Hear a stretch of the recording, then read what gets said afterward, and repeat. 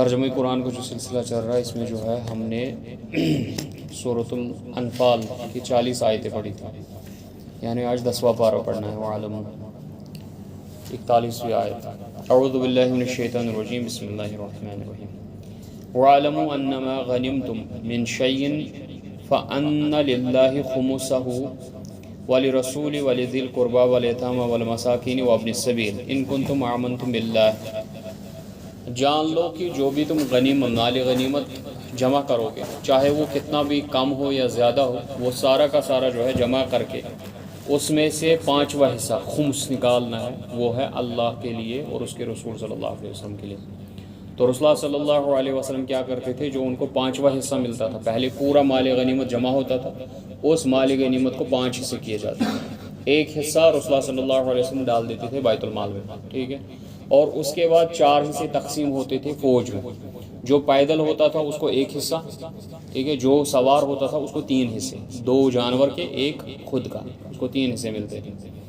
تو جو اب 5واں حصہ کس کو ملا، رسول اللہ صلی اللہ علیہ وسلم کو، جو اس میں بیت المال میں چلا گیا، اس کو رسول اللہ صلی اللہ علیہ وسلم 5 حصے کر سکتے، اس 5 کو بھی 5 حصے کر سکتے۔ پھر 1 حصہ اٹھاتے تھے اپنے لیے اور اپنے رشتہ داروں کے، اور باقی کرتے تھے وہ کس کے لیے، مسکینوں، یتیموں، بیواؤں کے لیے، یعنی فی سبیل اللہ، اللہ کی راہ میں اس کو خرچ کرتے تھے، مسافروں وغیرہ کے لیے۔ تو یہ پھر بیت المال میں ہی چلا جاتا تھا باقی مال۔ ان کنتم، اگر تمہیں ایمان ہے، باللہ، اللہ پر، وما انزلنا علی عبدنا یوم الفرقان، اور جو ہم نے نازل کیا اپنے بندے پہ یوم الفرقان، یعنی بدر کے دن میں جو ہم نے نازل کیا، اگر تمہیں اس پہ یقین ہے، یوم التقى الجمعان، جس دن ملی تھی 2 جماعتیں، جب مدبیڑ ہوئی تھی 2 جماعتوں کی، واللہ علی کل شیء قدیر، یقیناً اللہ تعالیٰ ہر چیز پر قادر ہے۔ اذ انتم بالعدوۃ الدنیا، جب تم تھے یعنی مدینے کی جانب، کیونکہ جو میدان بدر ہے وہ تھوڑا سا نیچے کی جانب ہے، تو اس کے ارد گرد پہاڑیاں ہے، تو اس کے رائٹ سائڈ میں جو ہے وادی چلی جاتی تھی، وادی نخلا اس کو بولتے ہیں، اور اس کے ساتھ ہی جو ہے سمندر تھا۔ تو ابو سفیان اپنی جو ہے کاروان لے کے وہاں سے بھاگا تھا، اور اس کے اس سائیڈ میں ہے جو دور کا راستہ تھا، تو اس طرف جو ہے قریش آئے تھے، ابو جہل کی تائید میں، اس کی لیڈرشپ میں آئے تھے، کمانڈر وہ تھا ابو جہل ان کا، تو وہاں سے وہ آئے تھے، اور یہاں سے مدینے کی جانب رسول اللہ صلی اللہ علیہ وسلم اونچے کی طرف تھے، تو اس کے بعد وہ نیچے اترے ہیں کہاں، میدان میں۔ تو یہاں پہ اسی کا تذکرہ ہو رہا تھا کہ اذ انتم بالعدوۃ الدنیا، جب تم تھے نزدیک، دنیا بولتے ہیں نزدیکی سائڈ، یعنی مدینے کی طرف جو نزدیکی حصہ تھا، اس طرف آپ تھے، وہم بالعدوۃ القصویٰ، قصویٰ کہتے ہیں کس کو، دور کو، تو وہ دور کے سائڈ سے تھے، والرکب اسفل منکم، اور جو کاروان تھا وہ نیچے کی طرف چلا جا چکا تھا۔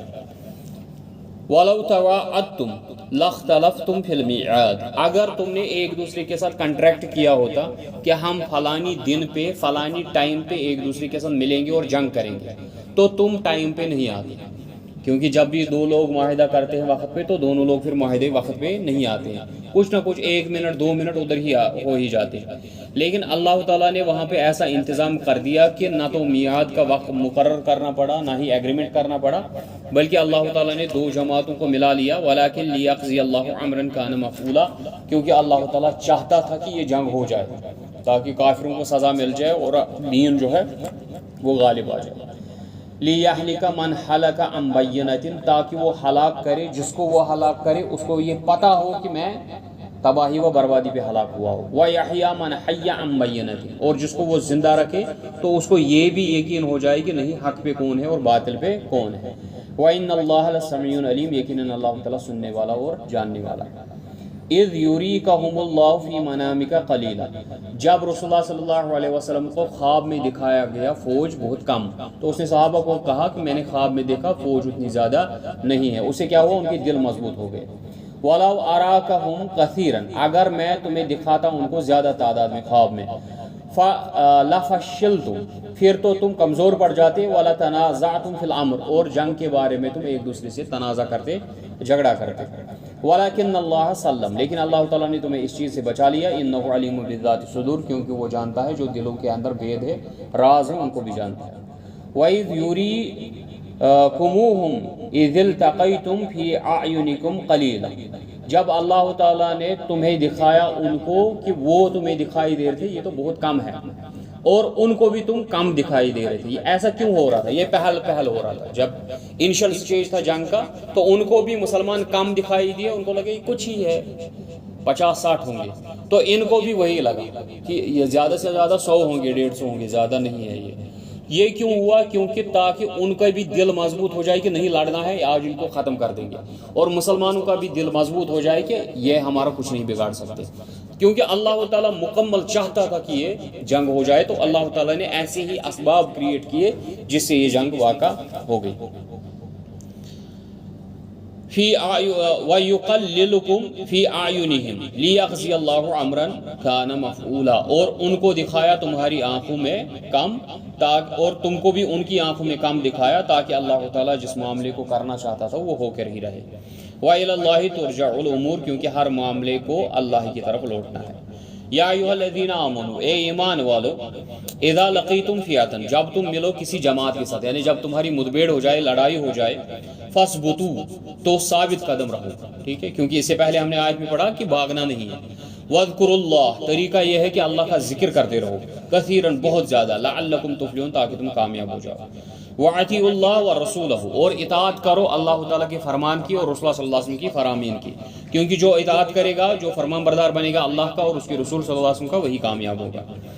وَلَا تَنَازَعُوا، اور تنازع مت کرو، ایک دوسرے کے ساتھ اختلاف مت کرو، کیونکہ مسلمان جب ایک دوسرے کے ساتھ اختلاف کرتے ہیں تو دیکھو کیا ہوتا ہے. فَتَفْشَلُوا، تم کمزور ہو جاؤ گے، وَتَذْهَبَ رِيحُكُمْ، تمہاری ہوا نکل جائے گی. اللہ تعالیٰ نے الفاظ بیان کیا، کیا کہا؟ وَتَذْهَبَ رِيحُكُمْ، تمہاری ہوا نکل جائے گی اگر تم نے کیا کیا؟ ایک دوسرے کے ساتھ تنازع کیا، ایک دوسرے کے ساتھ اختلاف کیا. ابھی دیکھو 80 کے قریب ممالک ہے یا 70 کے قریب ممالک ہے مسلمان، لیکن کوئی حیثیت نہیں، کوئی وقت نہیں ہے پوری دنیا میں، کوئی G7 میں، کوئی G5 میں، کوئی سپر پاور میں نہیں ہے. وجہ کیا ہے؟ وجہ یہی ہے کہ ان سب کی ہوا نکل چکی ہے. کیوں نکل چکی ہے؟ کیونکہ ایک دوسرے کے در پہ ہے، بس ایک دوسرے کی ٹانگ کھینچنے میں ہے، ایک دوسرے کو ختم کرنے کی تائی میں ہے. ٹھیک ہے، دشمن کے ساتھ ساز باز کر کے ایک دوسرے کے ممالک کو ہی کھانا چاہتے ہیں. تو اللہ تعالیٰ کہتا ہے جب بھی تم تنازع کرو گے تو کمزور ہو جاؤ گے اور تمہاری ہوا اکھڑ جائے گی. وَاصْبِرُوا، بلکہ تمہیں تو صبر کرنا چاہیے. ان اللہ مع الصابرین، کیونکہ اللہ تعالیٰ صبر کرنے والوں کے ساتھ. وَلَا تَكُونُوا كَالَّذِينَ خَرَجُوا مِن دِيَارِهِمْ، تم ان لوگوں کی طرح مت ہو جانا کہ جو نکلے اپنے گھروں سے، اپنے شہر سے، بطرًا، اتراتے ہوئے. ان کو تکبر تھا، لیکن مسلمان کو، مومن کو تکبر نہیں ہونا چاہیے، نہ ہی اپنی کثرت پہ، نہ ہی اپنی تلواروں پہ، نہ ہی اپنی ویپنز پہ، نہ ہی اپنی جرت پہ. بلکہ اگر کسی مومن کو کوئی تکبر، کوئی گمنڈ، کوئی غرور ہوتا ہے، وہ صرف ایک چیز کا ہوتا ہے کہ میرے ساتھ میرا رب ہے. اگر یہ گمان ہوا، اگر یہ گمنڈ ہے، اگر یہ تکبر ہے، تو یہ تکبر جائز ہے. جب تم اترا کے چلو گے کہ میرے ساتھ میرا اللہ ہے، تمہارے ساتھ کون ہے، اگر اس میں تمہیں گمنڈ ہے تو یہ گمنڈ جائز ہے. لیکن اس کے برعکس اگر تمہیں اپنی جسارت، اپنی قوت، اپنے اسلحے، اپنی طاقت، اپنی جمعیت، ٹھیک ہے، اپنی جو آپ کی بڑی کثرت جماعت ہے، اگر اپنی فوج بھی تمہیں توقع ہے، شاید میرے پاس بڑی بڑی آرٹلریز ہے، بڑی بڑی ویپنز ہے، ٹینکس ہے، میزائلز ہے، شاید میں اس سے ہرا دوں گا، نہیں. یہ تکبر، تو یہ اترا کے چلے تھے کیونکہ ان کے پاس کیا تھے؟ زرہے تھے، گھوڑے تھے، اونٹ تھے، ٹھیک ہے، بہت بڑی فوج تھی. تو یہ تکبر کرتے ہوئے نکلے تھے اپنے گھروں سے. تم ان کی طرف مت ہو جانا. وَيَصُدُّونَ عَن سَبِيلِ اللَّهِ، اور وہ روکتے ہیں اللہ کے راستے سے. وَاللَّهُ بِمَا يَعْمَلُونَ مُحِيطٌ، جو بھی وہ اعمال کرتے ہیں تو اللہ تعالیٰ ان سب کا احاطہ کیے ہوئے ہیں. وَإِذْ زَيَّنَ لَهُمُ الشَّيْطَانُ، جب شیطان نے ان کے اعمال کو مزین کیا، اعمالهم، وَقَالَ لَا غَالِبَ لَكُمْ، اور شیطان نے ان کو کہا آج تو تم پر کوئی حملہ نہیں کر سکتا. یہ معاملہ کیا ہو گیا؟ جب قریش نکلے تھے 1000 کی فوج، کیونکہ اس میں بڑے بڑے کمانڈر نکلے تھے، بڑے بڑے لیڈرز نکلے تھے، کس کے؟ مکہ کے. اب پیچھے جو ہے کمزور طبقہ رہ گیا تھا، پیچھے کوئی مدافعت، ڈیفینس کرنے کے لیے نہیں رہا تھا مکہ میں. تو ان کو ایک اور قبیلہ جو تھا ان کے ساتھ ان کو تنازع تھا، تو یہ پریشان تھے کہیں وہ ہمارے اوپر حملہ نہ کر دے پیچھے سے مکہ میں. ان کو تھوڑے سے وہ پریشانی. تو اب کیا ہوا؟ یہ شیطان جو ہے اس قبیلے کے سردار کی شکل میں آیا. ابلیس نے کون سا روپ دارن کیا؟ کس کا؟ اس کے قبیلے کے سردار کا. اور ان کو کہا آپ پرواہ مت برو، آج ہم بھی آپ کے ساتھ ہیں، آج تو ہم غالب ہو کر ہی رہیں گے، آج تو آپ کامیاب ہو جائیں گے. تو ان کو دل کو تسلی ہوئی کیا کہ اب ان سے ہمیں کوئی ڈر نہیں ہے، یہ ہم پر حملہ نہیں کریں گے، چلو آج جو ہے مسلمانوں کا خاتمہ کر دیتے ہیں. لا غالب لکم الیوم، آج تو کوئی تم پر غالب نہیں آ سکتا من الناس، لوگوں میں سے، وانی جار لکم، اور میں بھی تمہارا ساتھی ہوں۔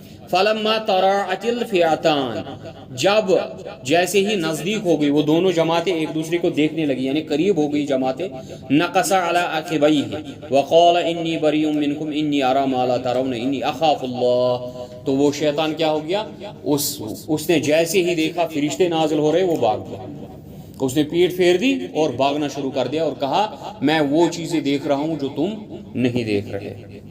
شیطان نے کیسے دیکھا فرشتوں کو؟ کیونکہ وہ رہ چکا ہے ان کے اندر سے، کیونکہ وہ اس میں رہ چکا ہے ان فرشتوں کے درمیان۔ میں وہ دیکھ رہا ہوں جو تم نہیں دیکھ رہے، واللہ شدید العقاب، یقیناً اللہ تعالیٰ سخت عذاب کرنے والا ہے۔ اذ یقول المنافقون والذین فی قلوبہم مرض، اور جب مدینے میں بیٹھے ہوئے منافق اور جن کے اندر مرض ہے وہ کہہ رہے تھے غر ہؤلاء دینہم، ان کو تو اپنے دین نے کیا کیا ہے، بیوقوف کر دیا ہے، عقل سے ناہنجار بنا دیا ہے، دھوکے میں ڈال دیا ہے ان کو ان کے دین نے۔ ٹھیک ہے، ایسا کب ہوتا ہے؟ آپ دیکھیں ہمارے معاشرے میں بھی اس وقت ہوتا ہے، جب کسی جگہ سودی نظام ہوگا نا تو کوئی شخص کہے گا نہیں یہ جائز نہیں، یہ حلال نہیں، میں نہیں کروں گا ایسا۔ اب پتہ نہیں کیا کاروبار کیسے کرے گا، کیا بیوقوفی کرتا ہے۔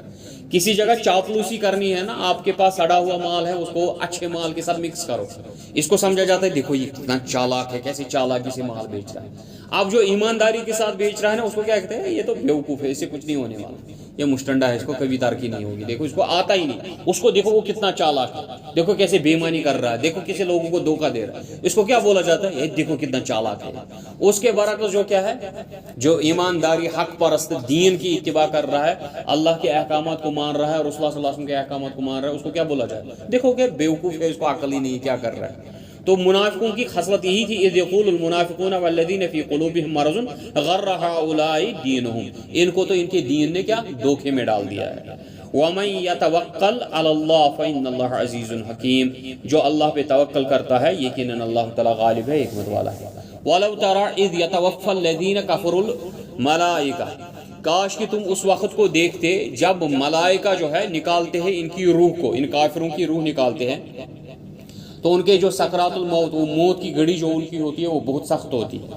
کیوں؟ یضربون وجوہہم وادبارہم، اس وقت جو ہے وہ فرشتے ان کی چہروں پہ بھی مارتے ہیں ہتھوڑوں سے اور ان کی پشت پہ بھی مارتے ہیں ہتھوڑوں سے، ایسے روح نکالی جاتی۔ جب روح نکالی جاتی نا تو اس کو کوٹ کوٹ کے مار مار کے نکالا جاتا ہے۔ تو وَذُوقُوا عَذَابَ الْحَرِيقِ، اور چکھو تم عذاب جہنم کا مزہ۔ ذَلِكَ بِمَا قَدَّمَتْ أَيْدِيكُمْ، کہ یہ وہ چیزیں ہیں جو تم نے اپنے ہاتھوں آگے بھیجی ہے، وَأَنَّ اللَّهَ لَيْسَ بِالظَّلَّامِ لِلْعَبِيدِ، کیونکہ اللہ تعالیٰ اپنے بندوں پہ ظلم نہیں کرتا ہے، یہ تو تمہاری اپنی کرتوتیں ہیں۔ كَدَّأْبِ آلِ فِرْعَوْنَ، جیسے فرعون کا معاملہ ہوا۔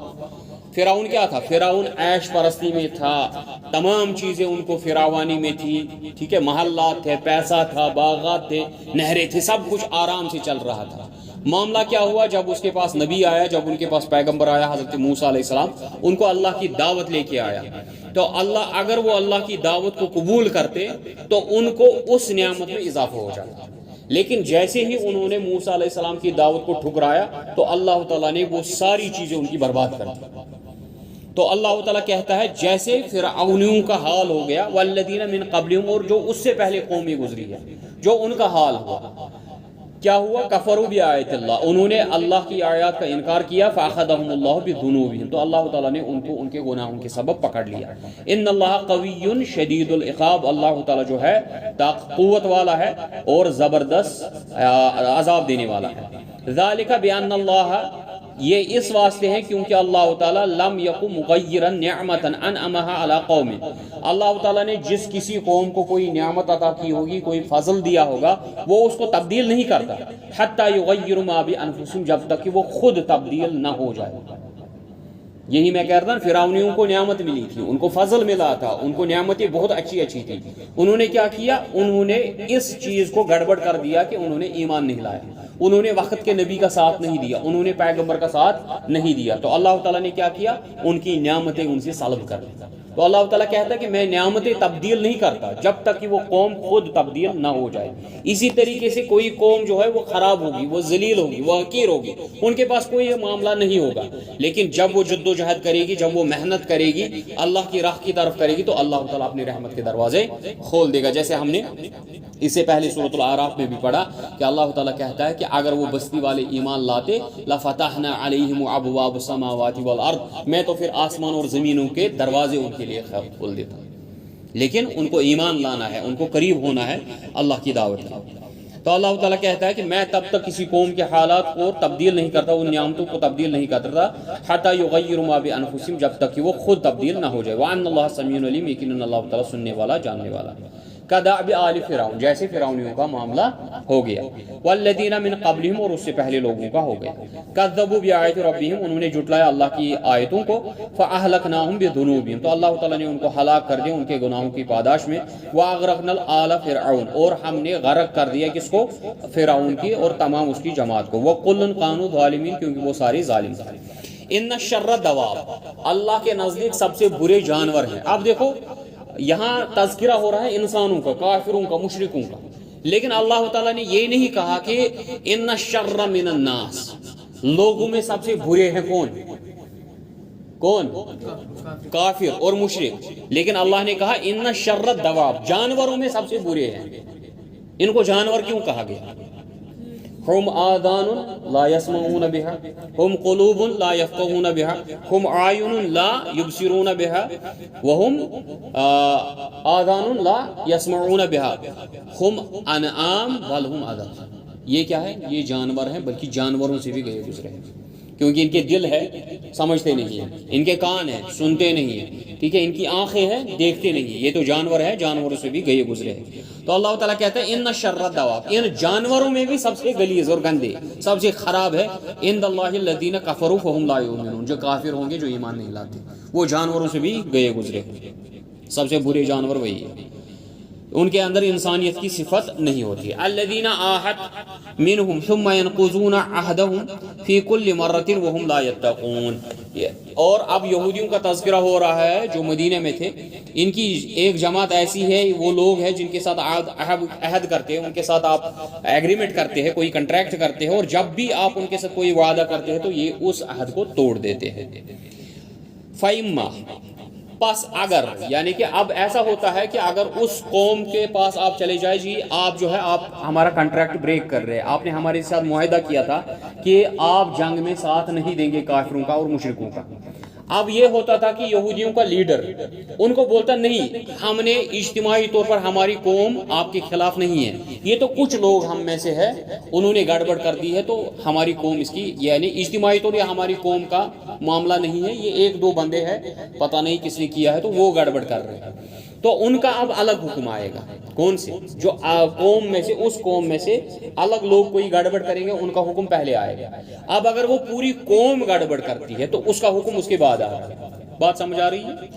جس قوم کے ساتھ، جس جماعت کے ساتھ کنٹریکٹ ہے، وہ اس کنٹریکٹ کی خلاف ورزی کرتے تھے. جیسے یہودیوں کے ساتھ کنٹریکٹ ہے، اس میں سے کچھ لوگ جو ہے چٹھیاں لکھتے تھے کن کو؟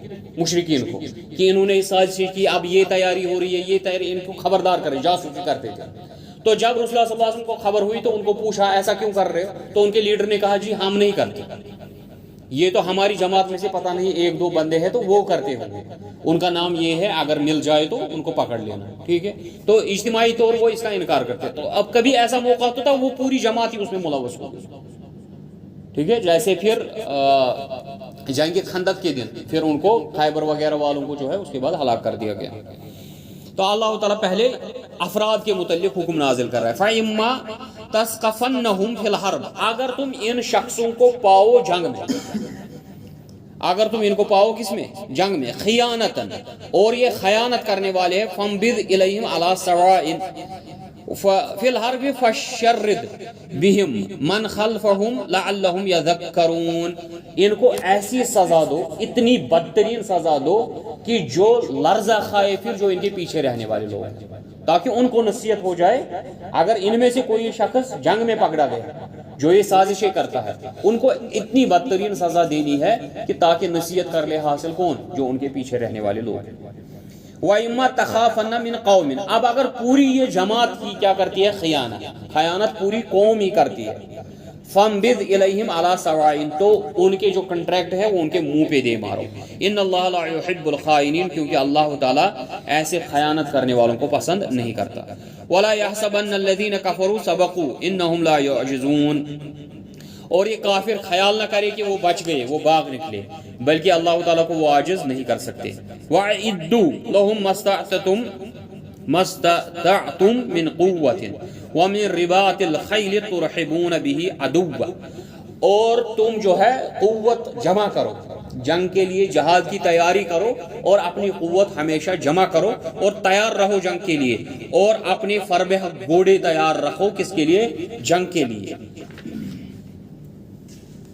عدو اللہ و عدوکم، اپنے اور اللہ کے دشمنوں کے خلاف، وآخرین من دونہم، اور جو ان کے بعد آئیں گے، ان کے سوا جو بھی لوگ ہیں جن کو تم نہیں جانتے، لا تعلمونہم اللہ یعلمہم، اللہ تعالیٰ ان دشمنوں کو جانتا ہے. وما تنفقوا من شیء، جو بھی تم اللہ کی راہ میں خرچ کرو گے، فی سبیل اللہ، یوفی الیکم وانتم لا تظلمون، اللہ تعالیٰ تمہیں وہ پورا پورا لوٹا دے گا اور تمہیں ظلم نہیں ہوگا.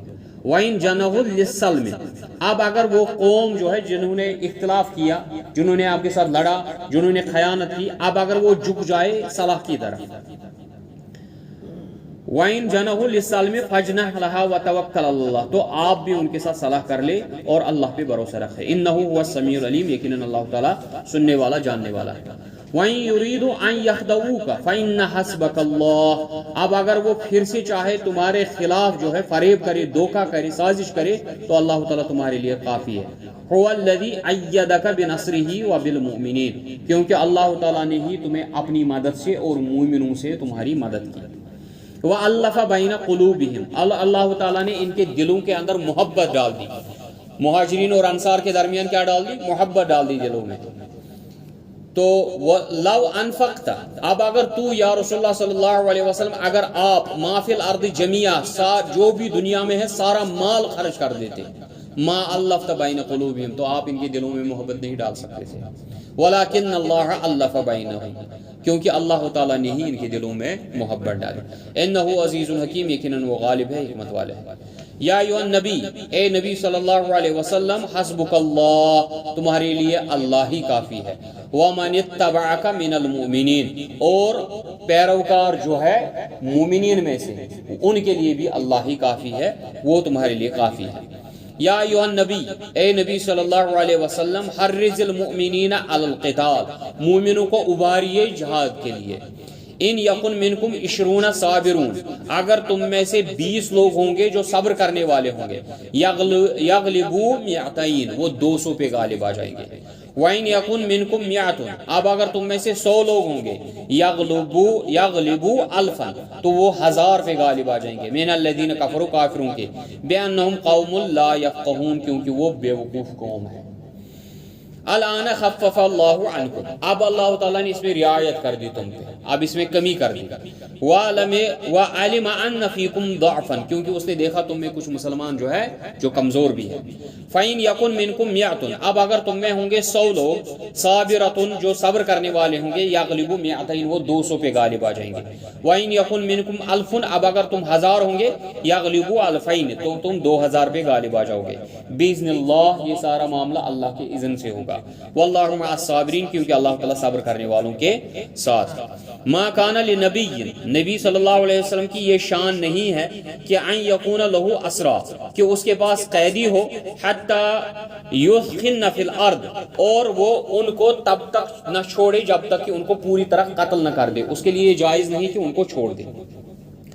تریدون عرض الدنیا، کیا تم دنیا کا فائدہ چاہتے ہو؟ یہ معاملہ کیا ہوا؟ یہ معاملہ ہو گیا کہ جب جنگ بدر میں 70 قیدی لائے گئے، اب ان 70 قیدیوں کے متعلق فیصلہ کرنا تھا کہ ان کو کیا کرے. مشورہ ہو رہا تھا، ٹھیک ہے، ہر کسی نے مشورہ دیا. رسول اللہ صلی اللہ علیہ وسلم صحابہ سے بول رہے مشورہ دو، ان کا کیا کرے. ابو بکر صدیق رضی اللہ عنہ نے کہا یا رسول اللہ صلی اللہ علیہ وسلم، ہم غریب ہیں، اس ٹائم ہمیں مال و دولت کی ضرورت ہے، کافی زیادہ شدت ہے، اس کی ضرورت ہے مسلمانوں کو. آپ ایسا کر لیں، ان کو فدیہ لے لیں، آپ ان سے فدیہ لے کے ان کو چھوڑ دیں، ٹھیک ہے، تو اس سے جو ہے ہمیں فائدہ بھی ہوگا، اور چونکہ یہ مہاجر ہے یعنی ہمارے مکہ کے لوگ ہیں، ہمارے قبیلے کے لوگ ہیں، رشتہ دار ہے، اس میں اکثریت ہمارے رشتہ داروں کی ہی ہے، اس لیے ان پہ رفاقت کریں، ان کو چھوڑ دیں۔ یہ ابو بکر صدیق رضی اللہ عنہ کی رائے تھی۔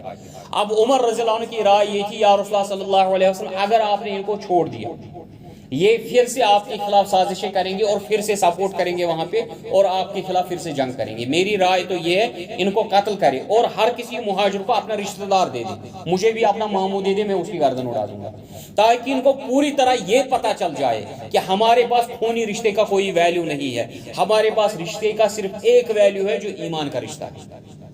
مسلمانوں کے درمیان اگر کوئی رشتہ ہے وہ صرف دین کا رشتہ ہے، اخوت کا رشتہ ہے، جو دین کا رشتہ ہوگا، جو دین کی بنیاد پہ ہوگا۔ اب جو ہے اس میں جو ہے حضرت عباس رضی اللہ عنہ بھی قیدی ہے، حضرت عباس رسول اللہ صلی اللہ علیہ وسلم کے چچا وہ بھی قیدی ہے، اور رسول اللہ صلی اللہ علیہ وسلم کا داماد ابو العاص وہ بھی قیدی ہے، اس کو بھی قید کر کے پکڑا گیا، ٹھیک ہے۔ اب فیصلہ کرنا تھا اس کے متعلق، تو انہوں نے رائے یہ دی کہ ان سے فدیہ لیا جائے، ٹھیک ہے۔ اب اس کے درمیان آپ دیکھو رسول اللہ صلی اللہ علیہ وسلم کا تواضع دیکھو، ان کی یہ دیکھو نا، وہ اللہ کے سامنے کتنے یہ اللہ سے کتنا ڈرتے تھے۔ ان کی بیٹی حضرت زینب رضی اللہ عنہ نے اپنی ماں کا ہار جو ان کو شادی پہ ملا تھا وہ بیچ دیا اپنے شوہر کو رہائی کے لیے، فدیہ۔ رسول اللہ صلی اللہ علیہ وسلم کو جب اس ہار پہ نظر پڑی تو آنسو بہہ گئے، کیونکہ ان کو حضرت خدیجہ رضی اللہ عنہ بیوی یاد آ گئی۔ پھر صحابہ سے پوچھتے ہیں، اے صحابہ کیا مجھے اجازت ہے، اب دیکھو تواضع، کیا مجھے اجازت ہے کہ میں یہ ہار کیا کروں، میں یہ واپس دے دوں اپنی بیٹی کو، کیونکہ ماں کی چیز ہے تو یہ بیٹی کے پاس رہے گی تو اس کو زیادہ بہتر رہے گا۔ تو پھر صحابہ نے کہا یا رسول اللہ صلی اللہ علیہ وسلم دے دیجیے۔ یہ ہے نا ایک لیڈر کی لیڈرشپ جو ہوتی ہے وہ ایسی ہوتی ہے، نہ کہ وہ اترائے جو میری مرضی ہوگی میں وہ کروں گا، نہیں۔ تو ما کان لنبی، تو اس وقت کیا ہوا، جیسے ہی یہ والی آیت نازل ہوئی تو عمر رضی اللہ عنہ جب صبح صبح داخل ہوئے مسجد نبوی میں تو دیکھ رہے ہیں ایک سائڈ سے رسول اللہ صلی اللہ علیہ وسلم اور ایک سائڈ سے حضرت ابو بکر صدیق رضی اللہ عنہ، دونوں رو رہے، اتنا رو رہے کہ داڑیاں تر ہو چکی۔ عمر رضی اللہ عنہ نے کہا کہ میری ماں اور میرے اولاد، میرے ماں باپ تم پہ فدا ہو، آپ لوگ کیوں رو رہے ہیں؟ اگر آپ نے مجھے نہیں بتایا تو میں بھی رونا شروع کر دوں گا، کیونکہ مجھے برداشت نہیں ہوتا ہے آپ کا رونا، آپ رو کیوں رہے ہیں؟ تو رسول اللہ صلی اللہ علیہ وسلم نے کہا اے عمر رضی اللہ عنہ، اگر آج اللہ کا عذاب نازل ہو جاتا تو تیرے سوا آج کوئی نہیں بچتا، کیونکہ تیرا ہی مشورہ وہ تھا جو رب کا مشورہ تھا، ٹھیک ہے، کیونکہ اگر اللہ تعالیٰ نے ہمیں پکڑ لیا ہوتا تو تیرے سوا آج کوئی نہیں بچتا۔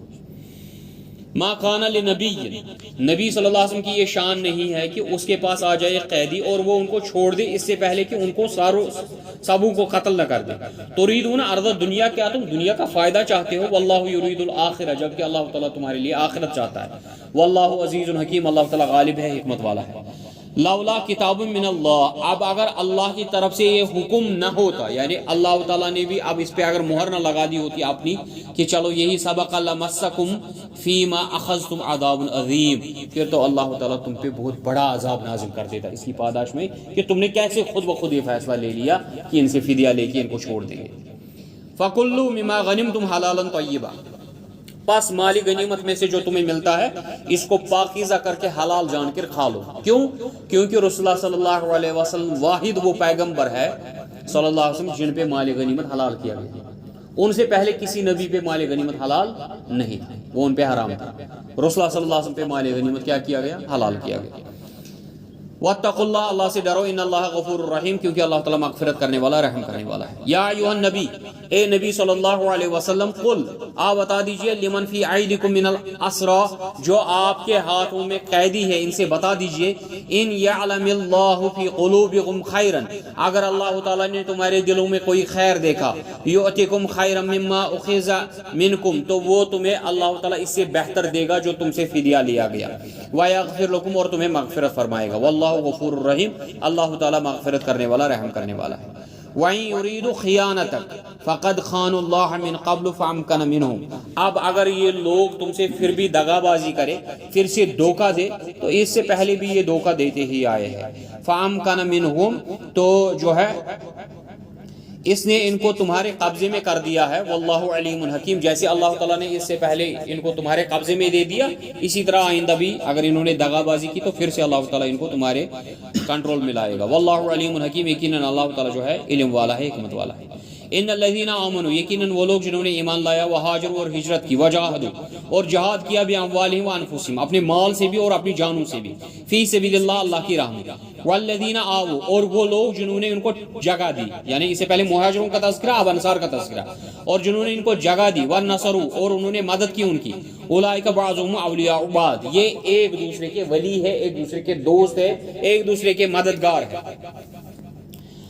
والذین آمنوا ولم یہاجروا اور اب رہے وہ لوگ جنہوں نے ایمان لایا لیکن ہجرت نہیں کی، ما لکم من ولایتہم من شیء، ان کے ساتھ تو آپ کا کوئی تعلق ہے ہی نہیں۔ یہ کہاں پہ پڑھا تھا ہم نے؟ آل عمران میں بھی اس کا تذکرہ پڑھا تھا۔ حتی یہاجروا جب تک یہ ہجرت نہ کرے، وَإِنِ اسْتَنصَرُوكُمْ فِي الدِّينِ فَعَلَيْكُمُ النَّصْرُ اب اگر وہ لوگ تم سے مدد طلب کرے دین کے بارے میں تو ان کی مدد کرو، الا علی قوم بینکم و بینہم میثاق، سوائے ان لوگوں کے جن کے ساتھ تمہارا عہد ہوگا، کنٹریکٹ ہوگا، یعنی جن لوگوں نے ہجرت نہیں کی اب ان کے ساتھ دو معاملے ہوں گے۔ ایک معاملہ یہ ہوگا کہ اگر آپ کا ان کے ساتھ معاہدہ ہے، جس قوم میں وہ پھنسے ہوئے ہیں، اگر آپ کا ان کے ساتھ کنٹریکٹ ہے تو پھر آپ ان کی ہیلپ نہیں کر سکتے۔ اب اگر آپ کا ان کے ساتھ کنٹریکٹ نہیں ہے تو آپ پہ لازم ہے کہ ان کی مدد کرے، ان کو وہاں سے چھڑا لے۔ واللہ بما تعملون بصیر، جو بھی تم اعمال کرتے ہو اللہ تعالیٰ ان کو دیکھ رہا ہے۔ والذین کفروا بعضهم اولیاء بعض اور جو کافر ہے وہ ایک دوسرے کے دوست ہے۔ مومنین کو کیا کہا گیا؟ مومنین کیا ہے؟ ایک دوسرے کے دوست۔ کافر کیا ہے؟ ایک دوسرے کے دوست۔ تو کیا کافر مسلمان کا دوست ہو سکتا ہے؟ پھر کون کس کا دوست ہوگا؟ کافر کافر کا اور مسلمان مسلمان کا دوست ہوگا۔ الا تفعلوا، اب اگر تم نے یہ نہ کیا، کیا نہ کیا؟ مسلمان مسلمان کا دوست نہ ہوا، اس چیز کو چھوڑ کے تم نے کافروں کے ساتھ دوستی کر لی، یعنی اس کا الٹا کر دیا، تکن فتنۃ فی الارض وفساد کبیر، پھر تو دنیا میں اتنا بڑا فساد پھیل جائے گا اور بربادی ہو جائے گی، جیسا ہو رہا ہے اس ٹائم، کیونکہ مسلمانوں نے مسلمانوں کو چھوڑ کر کافروں کے ساتھ دوستیاں بنا لی ہیں۔ والذین آمنوا اور وہ لوگ جنہوں نے ایمان لایا، وہاجروا اور ہجرت کی، وجاہدوا اور جہاد کیا، فی سبیل اللہ اللہ کی راہ میں، والذین آووا اور جنہوں نے ان کو ٹھکانہ دیا، ونصروا اور ان کی مدد کی، اولئک ھم المؤمنون حقا، یہ ہے حقیقی مومن۔ اب اس کو ملا لو پہلے والے آیت کے ساتھ، ٹھیک ہے، جن پہ اللہ کے احکامات پڑھے جاتے ہیں، جب اللہ کا ذکر کیا جاتا ہے تو ان کے دل تھر تھر آ جاتے ہیں، اور جب آیتیں پڑھی جاتی ہیں تو ایمان زیادہ ہو جاتا ہے۔ اذا تلیت علیہم آیاتنا فزادتہم ایمانا، تو یہ نماز پڑھنے والے ہیں اور اللہ کے دیے ہوئے رزق میں سے خرچ کرنے والے ہیں، اولئک ھم المؤمنون حقا، یہ ہیں حقیقی مومن۔ تو یہاں پہ کہا گیا جو ہجرت کرتے ہیں، جہاد کرتے ہیں اللہ کی راہ میں، ٹھکانہ دیتے ہیں اور اللہ کے دین کی اور اپنے مہاجر بھائیوں کی مدد کرتے ہیں، اولئک ھم المؤمنون حقا، لہم مغفرۃ ورزق کریم، ان کے لیے مغفرت ہے اور عزت والا روزی ہے۔ والذین آمنوا جنہوں نے ایمان لایا، من بعد اس کے بعد، وہاجروا اور ہجرت کی، وجاہدوا اور جہاد کیا، معکم فاولئک منکم تمہارے ساتھ تو وہ بھی تمہیں میں سے اب شامل ہو جائیں گے۔ اب جنہوں نے نیا نیا ایمان لایا انہوں نے بھی پھر ہجرت کی، ہجرت کے بعد جو ہے تمہارے ساتھ جہاد انہوں نے بھی کیا، تمہارے ساتھ وہ شامل ہو گئے تو وہ بھی اب تمہارے ساتھ ہی گنے جائیں گے۔ وَأُولُو الْأَرْحَامِ بَعْضُهُمْ أَوْلَىٰ بِبَعْضٍ فِي کتاب اللہ، اب اللہ نے یہ حکم بھی نازل کیا ہے کہ مسلمانوں کے درمیان جو دوستی ہوگی اس میں بھی فرسٹ پریفرنس رشتہ داری کو ہوگی۔ دیکھو ایک مسلمان دوسرے، اب یہ سمجھنا ہے کہ رشتہ داری کو کیا ابھی بول رہے مولوی صاحب، ابھی بول رہے تھے رشتہ داری کو کوئی ویلیو نہیں ہے، ابھی بول رہے ہو رشتہ داری کو پریفرنس ہے۔ رشتہ داری کو پریفرنس ہے اگر وہ رشتہ دار مسلمان ہو، سمجھائی بات؟ اگر 4 مسلمان آپ کے سامنے ہیں، ان میں سے ایک مسلمان جو ہے آپ کا والد ہے یا آپ کا بھائی ہے یا آپ کا چچا ہے یا آپ کا پھوپھا ہے، آپ کا ماموں ہے، آپ کا بھتیجا ہے، واٹ ایور، اس کے ساتھ کوئی بھی رشتہ آپ کا ہے، تو باقی 3 مسلمانوں سے پریفرنس زیادہ آپ کی کس کی ہوگی؟ جو اس کے رشتہ، کیوں اس کے ساتھ دو تعلق ہے، سمجھا رہی بات؟ کیونکہ اس کے ساتھ دوہرا تعلق ہے، ایک تعلق اس کا کیا رشتہ داری کا اور دوسرا مسلمانی اخوت کا، اور ان کے ساتھ کیا تعلق ہے؟ ایک ہی ہے کہ وہ مسلمان بھائی ہیں، سمجھائی؟ تو اللہ تعالیٰ کہتا ہے کہ جو تمہارے رشتہ دار ہوں گے ان کی فضیلت اللہ کے حکم کے مطابق زیادہ ہے۔ ان اللہ بکل شیء علیم، کیونکہ اللہ تعالیٰ ہر چیز سے واقف ہے۔ وآخر دعوانا الحمد للہ رب العالمین۔